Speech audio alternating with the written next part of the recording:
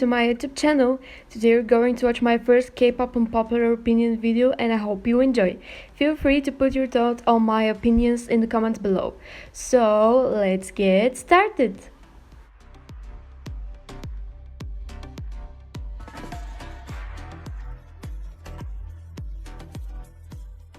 I personally think their first song's concept suits them more and I like it more, but I like how they made Semi and Belle more outstanding in Asa.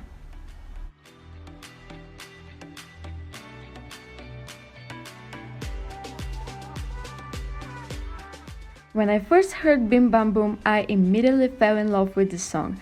I loved everything about it, so I was excited for their first comeback. And then Bouncy was released and I didn't like it. It was honestly a mess to me, so it had to grow on me.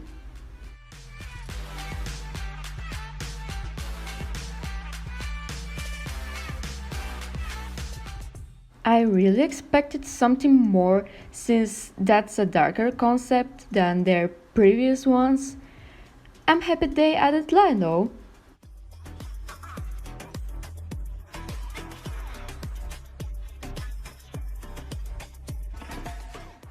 I am one of the many mom babies that wanted to go back to Monster X. We all knew he was innocent, so we fought for his place in the group.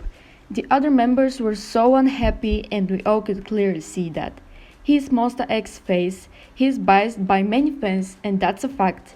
When the news about his solo debut came out, I was so confused. I was both disappointed and happy and now I don't really know how to feel about it. In conclusion, I wish him all the best in this new path. I am excited to see him shining on stage again. I will support him the same way I did while he was in Monster X.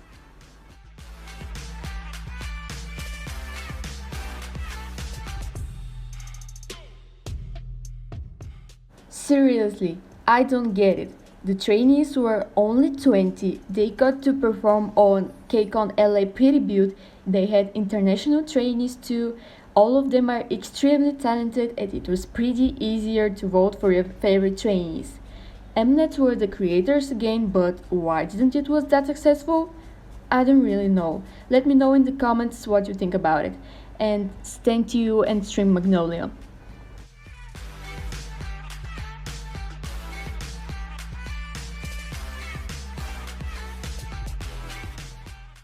The time between X1's disbandment and Gravity's debut was so short to me that I still can't believe they debuted.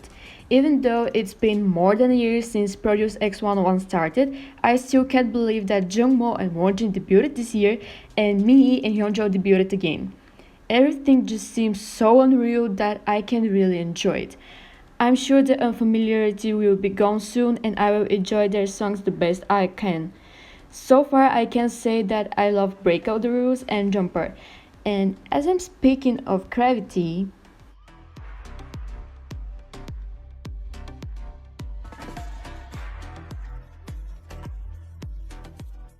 the teasers of Break Out the Rules gave me a huge beautiful vibe.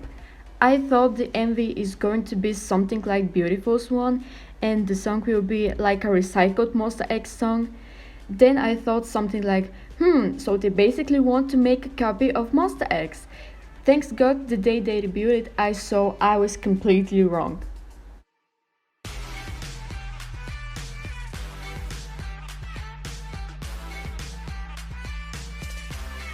She was completely fine when it debuted, but now she's just so skinny that I'm worried about her health. I know lots of idols are going on their diets to lose some weight, but Leah's one looks kinda extreme and I was so shocked to see her this way. But I hope she feels well and eats and sleeps well.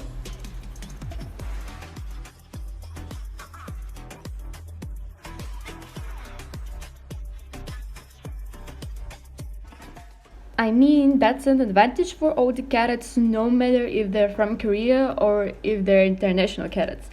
As I think of it, it might be because they think 17 will forget about Fan Cafe, but I can see they're using both platforms, so what's the problem here? I have to add that I love how they made Weavers basically their group chat. It makes me feel like I'm their best friend and I love the amount of crackhead energy they have.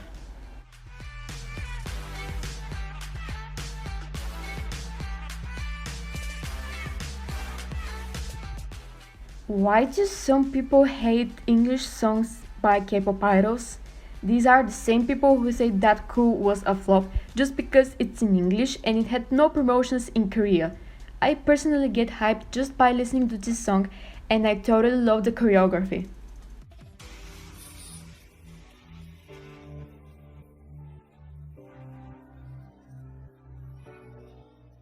But COC's case is way more specific. But we all can agree that both companies are somehow trying to ruin these two groups' careers. Blackpink are literally famous all over the world, and every comeback becomes a hit, and YG can make lots of money from them. It's been a little more than a year since Kill This Love was released, and what are YG doing about this? Absolutely nothing, even ignoring the ad-tracks that Blinks have prepared for them.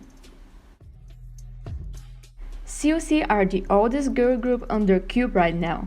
They still don't have the basic things a group needs to have: official covers, a light stick, any kind of merch, album restocks, and proper comebacks and promotions.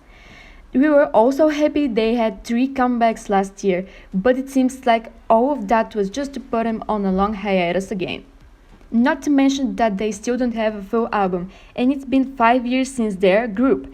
If Cube doesn't give these girls a comeback in the next 5 months, I'm going to throw some hands, really. In conclusion, Blackpink and COC are two groups that are so talented and have so much potential, but their companies are neglecting them so bad.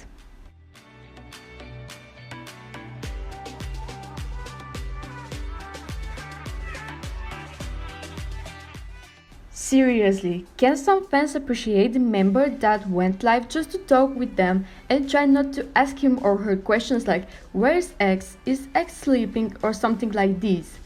I find it disrespectful because I think we should be paying attention to the person that talks to us.